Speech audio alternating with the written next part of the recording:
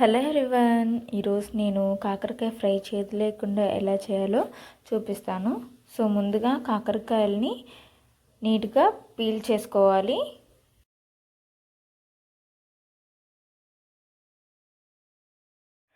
Peel చేసిన తర్వాత కాకరకాయలని కడుక్కొని ఇలా కట్ చేసుకోవాలి. ఇప్పుడు కట్ చేసుకున్న కాకరకాయలని ఒక గిన్నెలో వేసుకొని కొంచెం ఉప్పు పసుపు వేసుకుని బాగా కలపాలి. వాటిలో చేదంతా పోవడం కోసం మనం బాగా కలపాలి. ఇలా బాగా కలిపాక మనం వాటర్ వేసుకుందాం.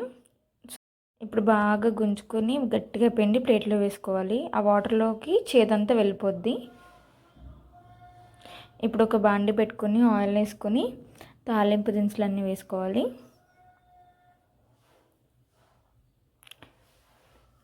ఇప్పుడు ఉల్లిపాయలు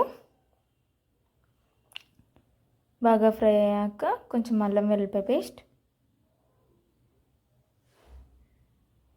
ఇప్పుడు ఏవైతే మనం ఆల్రెడీ కడిగి పెట్టుకున్న ఉన్నాయో కాకరకాయలు అవన్నీ వేసుకోవాలి.